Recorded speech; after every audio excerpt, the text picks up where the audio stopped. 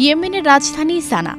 570 সনে সেখানকার শাসক আব্রাহা সানাতে কাবার মতো হুবহু দেখতে একটি ধর্মীয় স্থাপনা নির্মাণ করেন।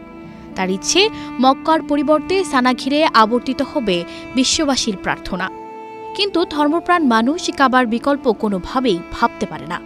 ক্ষুব্ধ আব্রাহা তাই কাবা গুড়িয়ে ফেলার সিদ্ধান্ত নেন। প্রায় 15টি বিশাল হস্তিবাহিনী নিয়ে কাবার উদ্দেশ্যে যাত্রা শুরু করে সৈন্যদল। কিন্তু কিছুদূর গিয়ে হাতিগুলো আর অগ্রসর হতে চায় না। চতুর আব্রাহা এবার হাতিগুলোকে খাবারের লোভ দেখান। খাবার দেখে সেগুলো আবারও আগাতে শুরু করে।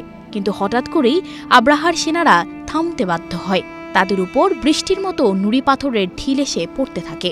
দেখা যায় ঝাঁকে ঝাঁকে পাখিতে আকাশ ছেয়ে গেছে। তারাই ছুটছে এসব ঢিল। এভাবেই সৃষ্টির বৃহদাকার প্রাণীর পথ আটকে দেয় ক্ষুদ্রাকার এক পাখি। কোরআন শরীফের সূরা ফিলে এই পাখির কথা উল্লেখ আছে। পাখিটি আবাবিল। আবাবিলের আক্ষরিক অর্থ পাখির ঝাঁক।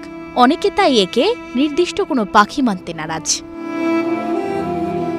এই পাখির ইংরেজি নাম সোয়ালো, ইউরোপে বার্ন সোয়ালো। গাছের কটর বা আস্তাবলে এটি বাসা বাঁধে। তারা জলাভূমির কাছাকাছি থাকতে ভালোবাসে। প্রচণ্ড ঠান্ডা হলে এই প্রজাতির পাখি শীতকালীন অঞ্চল পরিত্যাগ করে। এরপর উষ্ণ অঞ্চলে প্রবেশ করে আবাবিল পাখি। পশ্চিমা দেশে এই পাখিকে বসন্ত আগমনের প্রতীক হিসেবে দেখা হয়। পাখিটির আচরণ দেখে আবহাওয়া বোঝা যেত। মাটির কাছাকাছি উড়লে বৃষ্টির লক্ষণ, মাটির অনেক উঁচুতে উড়লে আবহাওয়া ভালো। অবশ্য বিষয়টি কেবল প্রচলিত বিশ্বাস নয়, নিম্নচাপ প্রায়ই খারাপ আবহাওয়ার পূর্বাভাস দেয়। অন্যদিকে সে সময় পাখিদের জন্য ওরাও কঠিন হয়ে পড়ে।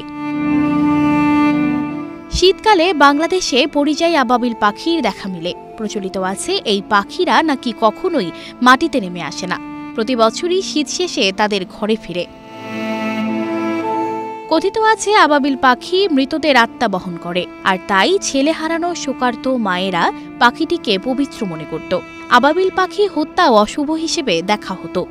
দূরের যাত্রায় নাবিকদের জন্য সৌভাগ্যের প্রতীক ছিল আবাবিল। অনেক যোদ্ধা শক্তি ও দ্রুততার চিহ্ন হিসেবে হাতের আঙুলে সোয়ালুর ট্যাটু করাতেন। 1680 সালের দিকে ইংরেজি শিক্ষাবিদ চার্লস মার্টন দাবি করেন শীতকালে আবাবিল পাখি চাঁদে যায়। পাখিদের অনেক অনুসন্ধান করে খোঁজ না পেয়ে তিনি এই তত্ত্ব দেন।